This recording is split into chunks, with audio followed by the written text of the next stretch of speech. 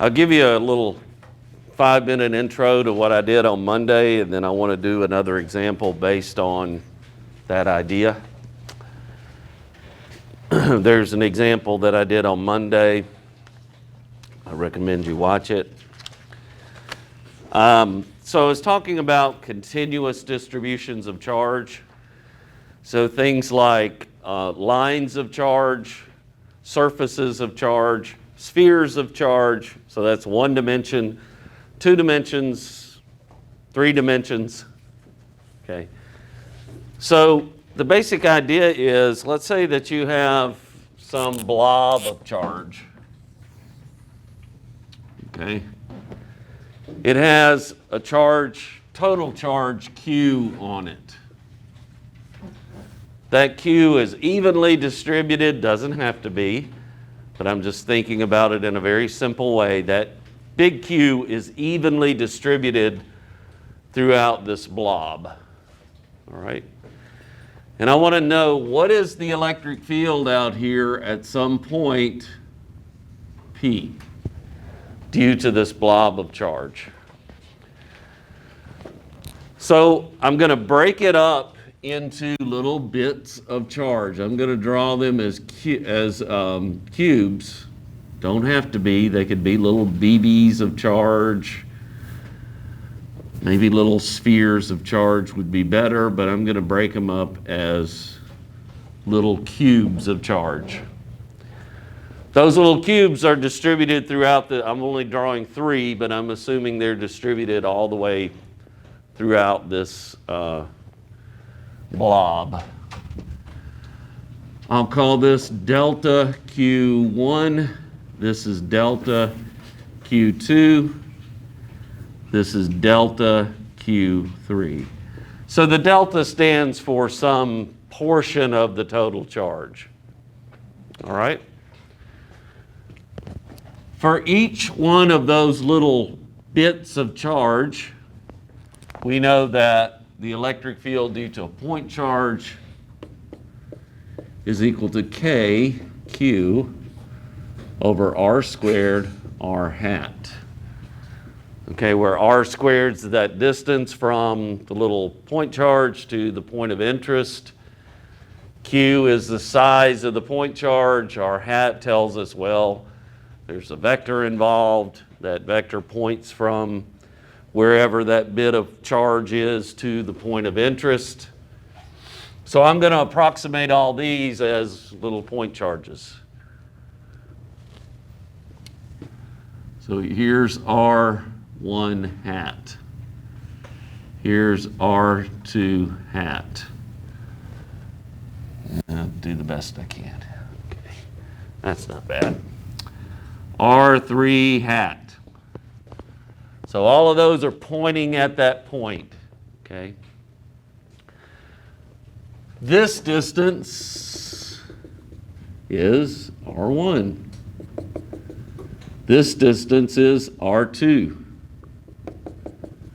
This distance, which I'm going to try to draw something halfway straight. No, I can't do it. Let me go this way. Still can't do it. That's R3, okay? From each one of those little bits, you get a little contribution to the field. Erase this P. Here is delta E1. Here is delta E2. And here is delta E3. Okay. You with me? So I'm getting a little contribution from each one of those little bits of charge. An approximation of the field at P. E is approximately equal to K times the sum from I equals 1 to N of delta Q sub I over R sub I squared R sub I hat. Okay. It's a lot of notation, but what it means is sum up over all these little bits of charge. And keep in mind that they're at different distances and their direction is different, okay? Sum up over all of them. I break it up into n bits. The smaller and smaller I can make delta Q, which is equivalent to increasing n. Okay, the better I get, the better the approximation is. Then, E is equal to K times the limit as delta Q goes to 0 of the sum from I equals 1 to n of delta Qi over Ri squared Ri hat. Okay? You've seen this before.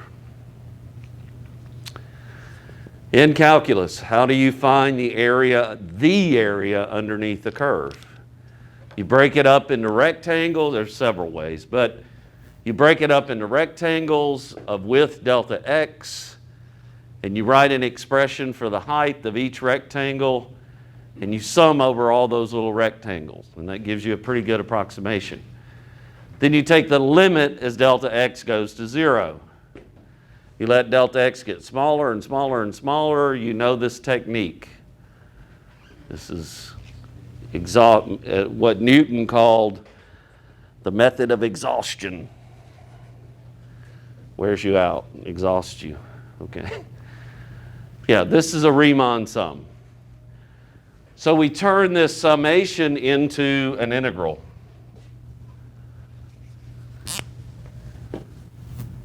This E is equal to K times the integral. Delta Q becomes dq, R squared, and an R hat. Okay. That's it. So the game, the technique, is to figure out what's dq.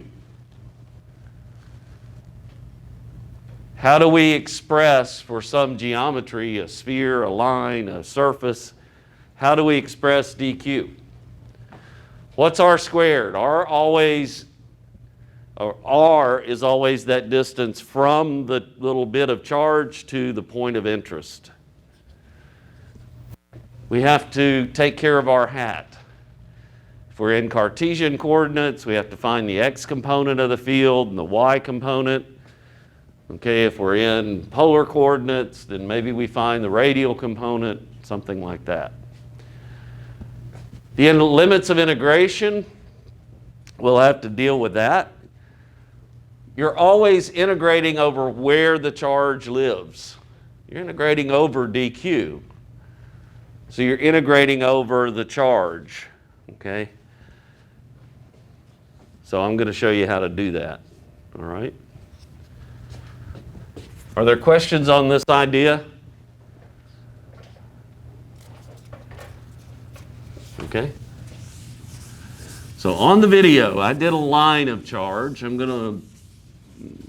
could have done what I'm going to do today first, but I did a line first. I'm going to do a disk of charge today. So let me just go real quickly. For a line of charge, okay, dq just becomes equal to lambda dl, where this is something in coulombs per meter. Okay, you take a little bit of distance, you multiply it by a charge per distance, that gives you dq, the little bit of charge. For a surface, dq is equal to sigma dA. This is some charge per square meter. So if I have, like, the top of this desk is got a lot of charge on it, I break it up into little bits of area, And then I multiply that little bit of area times the density of the charge, the area density. For a volume charge, dq is equal to rho dV. This is rho.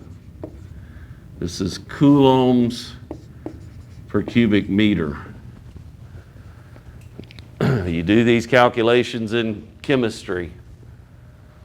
You have some density of an object, you know the volume, you multiply the density times the volume, and you get the mass of the object, or how much you have. It's the same idea. I break it up into little bits of volume, dV, you can think of that as delta, multiply by the density of the charge in that little bit of volume, okay, and sum over all of them. Add them up. That's what that big S means, sum. Okay. All right. So for volume, is that E to the power of dV or multiplied by dV? No, that's rho multiplied by dV. Oh, okay. That's a density times a volume. Okay. What is CNN? What are CNN? That's coulombs per square meter. That's coulombs per cubic meter. That's coulombs per meter. Is coulombs lowercase c or upper? Upper. Yeah. You know what lowercase c is. Speed of light. Yeah. Okay. All right. Let's look at an example and we'll see how to handle this. Okay. So I'm going to do a surface charge. So this is a disk. Is it DISK or DISC? Doesn't matter. I think it's DISK. Okay. A CD, like a DVD, is a disc, DISC, for some reason.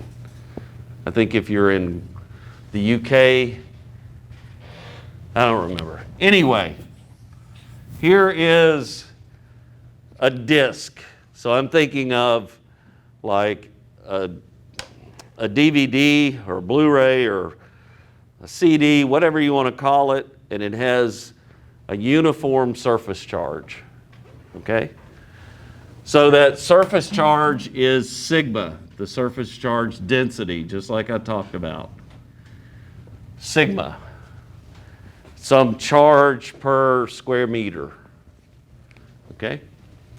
Here's the center of the disk, right here. This distance to the edge of the disk is going to be capital R. So it has radius big R. This distance, I'm going to be up here at some point where I want to calculate the field up there. So I'm directly, why didn't I bring a disk in? Anyway, here's the disk. I'm directly above the center. So it's nice and symmetric. Okay, I'm not over here and trying to figure out the field due to this disk way out here or something. I'm right above the center of this charge distribution. Okay?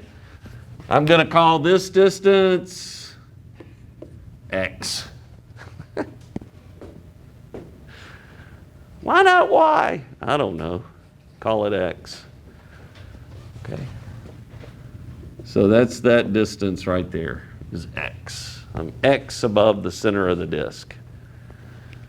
Okay.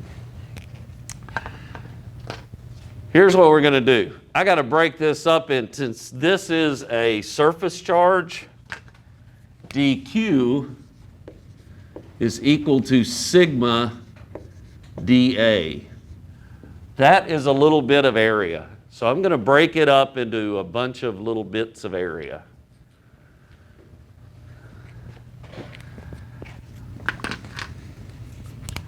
Here are those bits of area.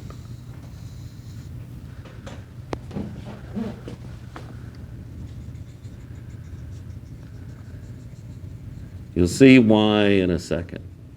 Okay. So I'm breaking it up into a little strip of area. Okay? So you can think of it as little rings. The little rings they may be small, and we're going to sum over all those little rings.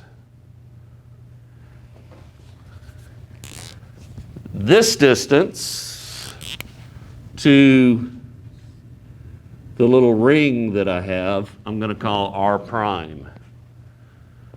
I don't want to confuse that. The reason I'm calling it R prime is I don't want to confuse that with R, because that's not R. Okay? So this is that little distance R prime that is the radius of this ring of charge. Okay? So this distance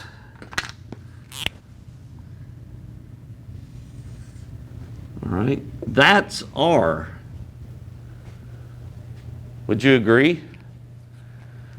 R is always the distance from wherever the charge is to the point of interest.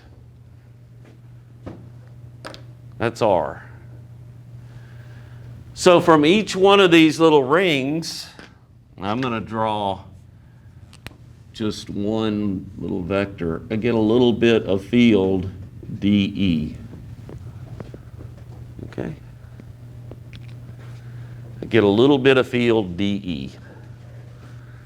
Now, I'm going to call this angle theta, and this angle, if I can squeeze it in, that becomes theta. That angle between the vertical and the little vector dE. All right. So, I need to fill in the blanks over here. I think I have everything I need, or kind of started on everything I need. So what is R squared? Because I got to sum over this charge. I need R in terms of the variables that I'm summing over. I'm going to sum over where the charge lives. What is R squared in terms of R prime and X? I'll lead you into it. Yeah, it's R prime squared plus X squared, right? Does everyone see that? That's this triangle made here. That's the hypotenuse. That's if this is theta, that's the opposite side. That's the adjacent side. Okay. Let's talk about dq. dq is sigma dA, but I need an expression for dA. This one's a little bit tricky. Watch the video on the line of charge. It's simpler, but okay. This is the little bit of area, that stuff that I've shaded in red. That's the little bit of area. Well, I'm going to take a pair of scissors and I'm going to cut this out, and I'm going to measure that little bit of area. So it's like this. Okay. I'm going to cut it out, lay it out flat so I can measure it. This width is dr prime, right? In terms of these variables, this is r prime. So this little bit of width is delta r prime. That's for us. That's dr prime. What's this length? I can figure out the length times the width, I can write down something for the area.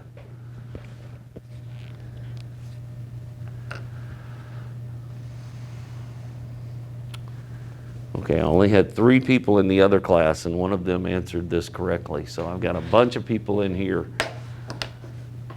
So R prime. Yes, thank you.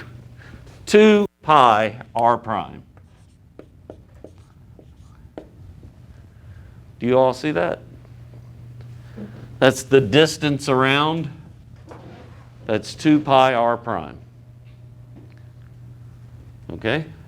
That's this distance. So dA ends up being 2 pi r prime dr prime. That length times the thickness of the strip.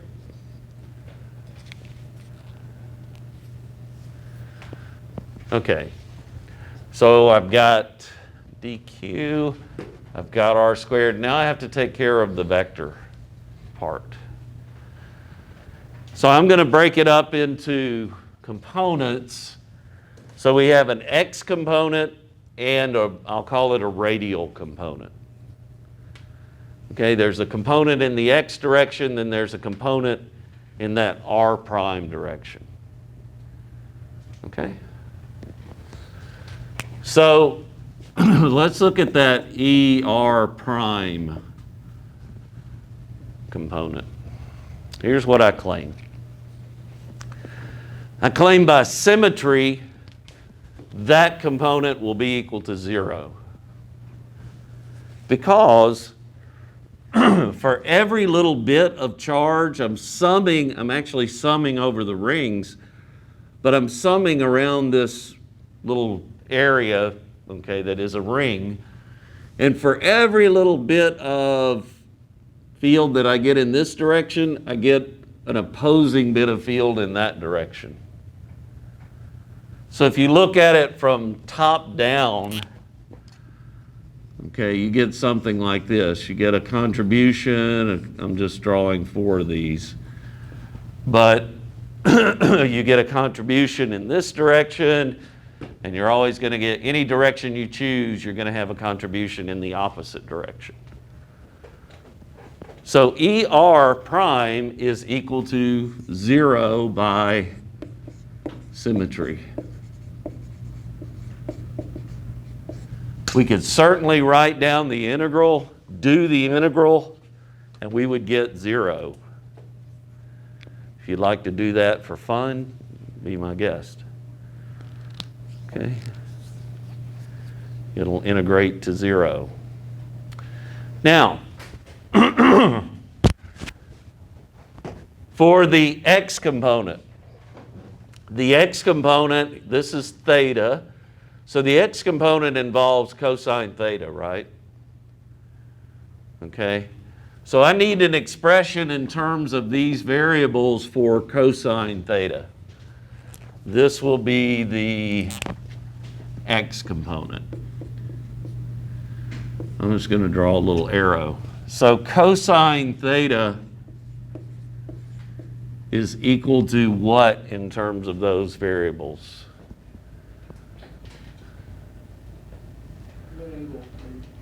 What? This is theta. The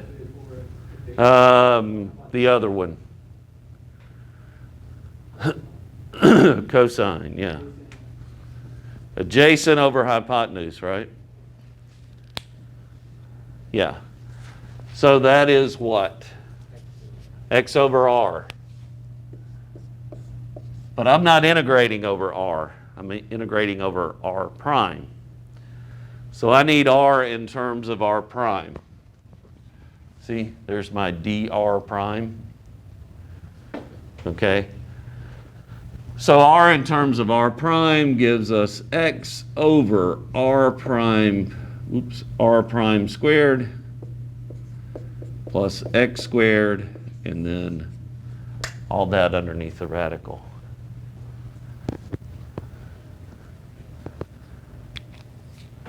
All right. I think we have everything oh, what are the limits of integration? I told you that we're going to integrate over the charge, wherever the charge lives.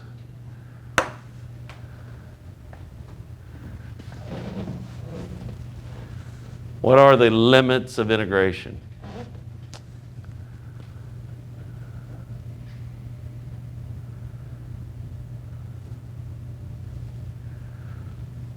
I got to integrate over all these little rings.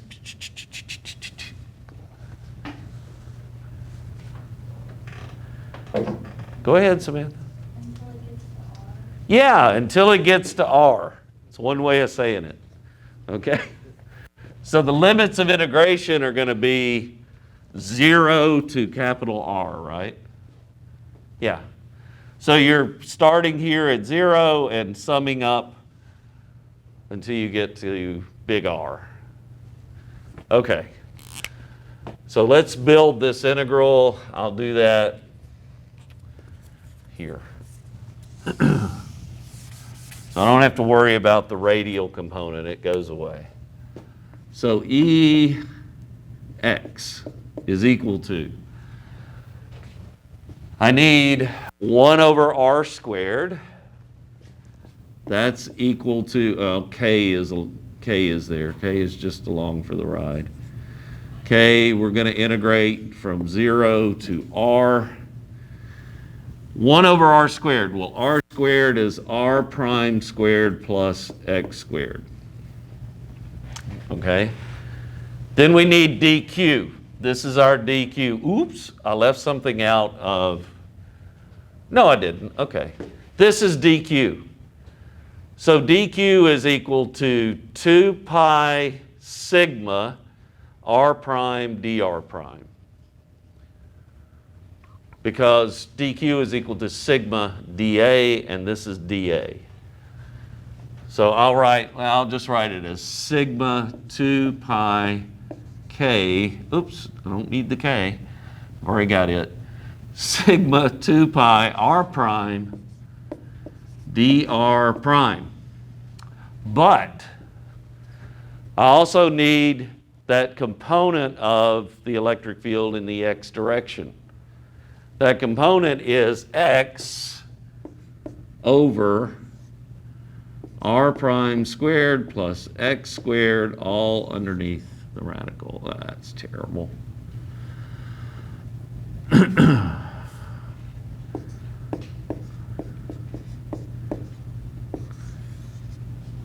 Okay. I think that's everything. Kx sigma 2 pi R prime dr prime. Then that's R squared. X over this was from cosine theta. Got the limits, 0 to R.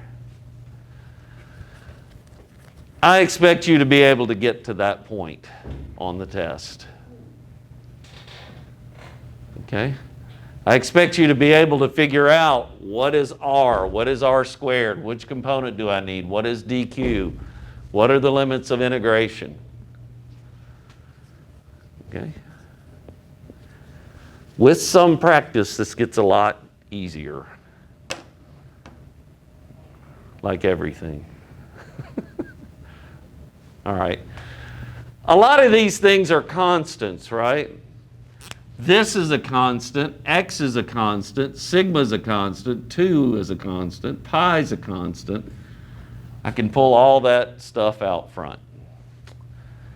So this is equal to 2k sigma pi x, 2k sigma pi x.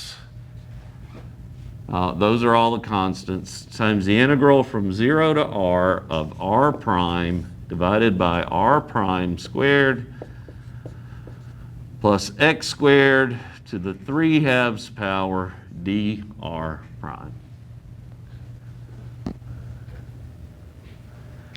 That's an easy integral. That's one you can do by hand, all right?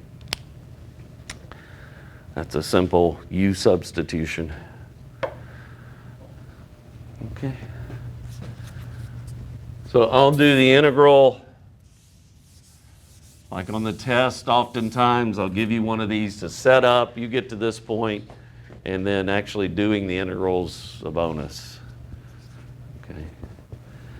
So this integral becomes, let's see, we get a 2 pi sigma k x. That's all that stuff. I keep writing it in a different order. I don't know. Okay. And I think when you integrate that, you get a negative r prime squared plus x squared to the negative 1/2. And that is from 0 to r. That equals EX.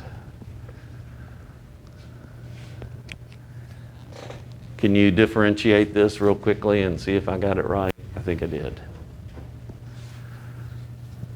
Yeah, you get a minus 1/2 out here. That kills the negative. This becomes a negative 3/2. Then you have to differentiate what's in here. You get a 2r prime. That kills the 2, and you get an r prime up top. And that's it. Okay. Put in the limits of integration. For the upper limit, remember we're substituting in here for r prime, not for x. Okay. So you get 2 pi sigma k x. And then at the upper limit, it becomes minus 1 over r squared plus x squared underneath the radical. Then for the lower limit, that's 0. That becomes plus 1 over 1 over x. Right?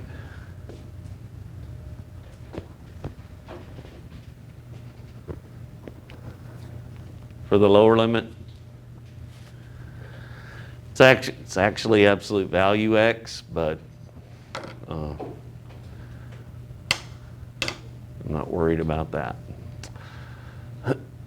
X is some positive constant. We're up here above this.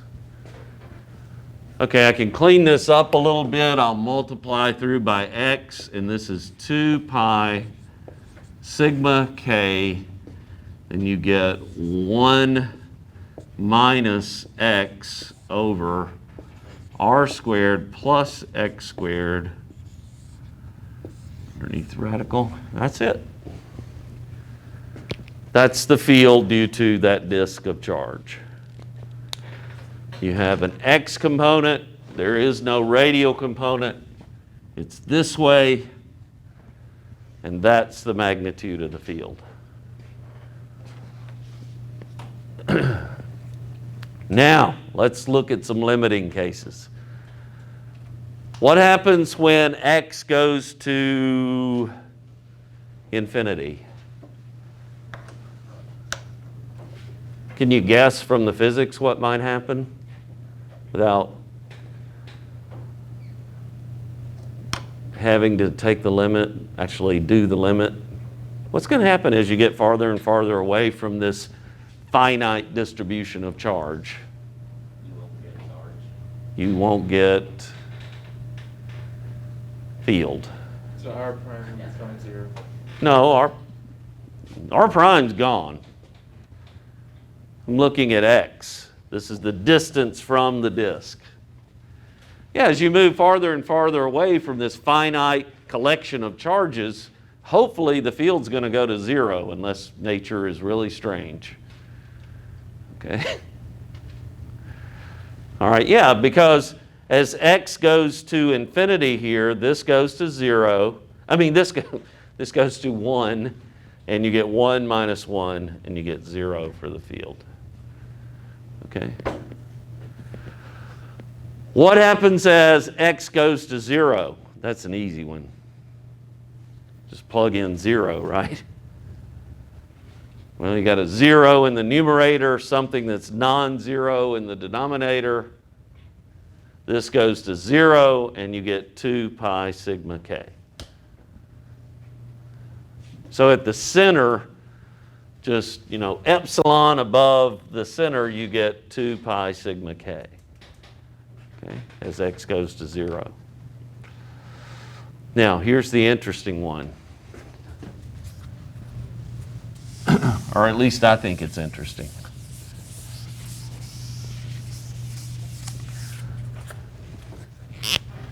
So let's take the limit as r goes to infinity of ex.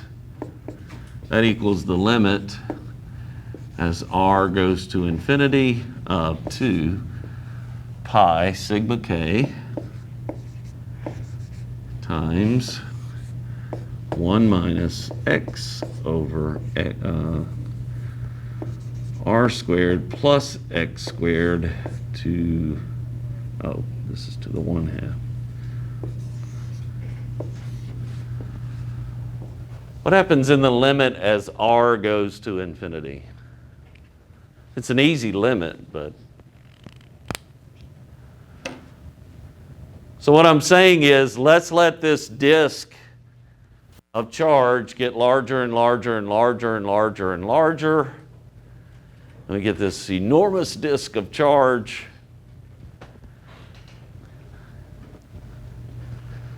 What do you get for this?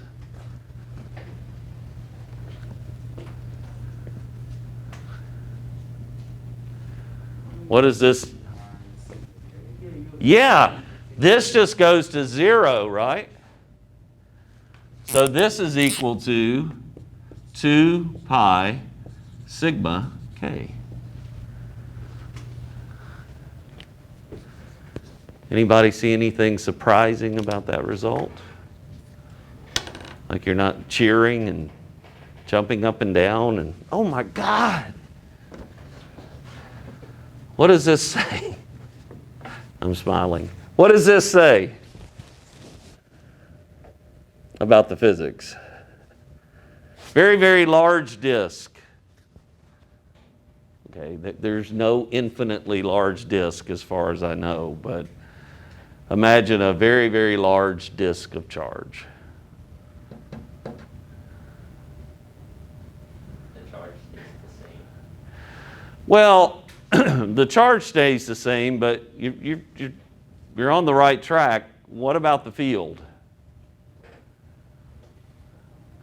The field's a constant. Doesn't matter how far you are above it. If you're over here, if you're really, really close, if you're way, way up there, 2 pi sigma k. Doesn't depend on any of the variables. It's a constant. Okay? That's a nice result, and I'll tell you why. Because when we start talking about capacitors and capacitance, the way capacitors are constructed is you have 2 plates, and one plate is positively charged and one plate is negatively charged, and you set up a field between those 2 plates. The energy in the capacitor is stored in that field. Okay? So you get a nice uniform field between these 2 plates, and that field is constant inside the plates. So this is a limit, this is an extreme limiting case, but the idea is if you have this surface charge density and you're very close to it, you can be assured that the field is 2 pi sigma k. It only depends on the density of charge, all right? This shows up in a lot of other places as well. When you have boundaries where you have charge, no charge, or charge, no charge, you'll see things like this come up that'll be boundary conditions, which we won't talk a lot about, but there'll be boundary conditions for that charge distribution. Let me write this in a different way. a way that you'll see it more often because it's an important result. Remember that K is equal to 1 over 4 pi epsilon naught.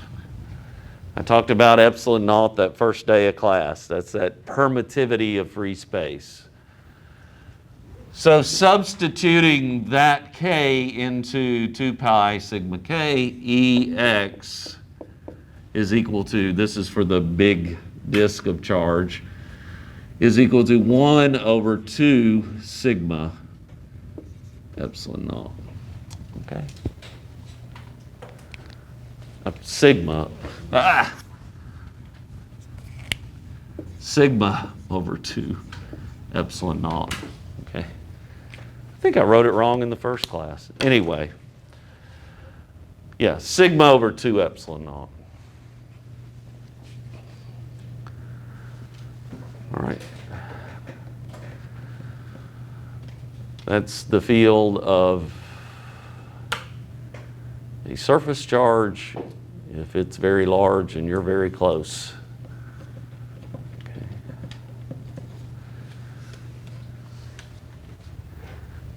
Are there any questions on this? I know this is a lot, but you're actually using some of that calculus that you learned. What's dq? What's r squared? How do I handle r hat? What are the limits of integration? This is applications of all these things you've learned.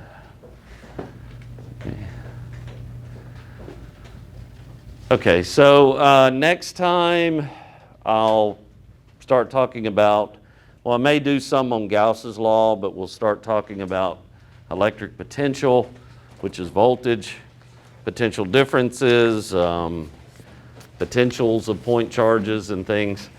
On Friday, please come and ask questions about homework if you have any. And I'll be putting up some more homework as well.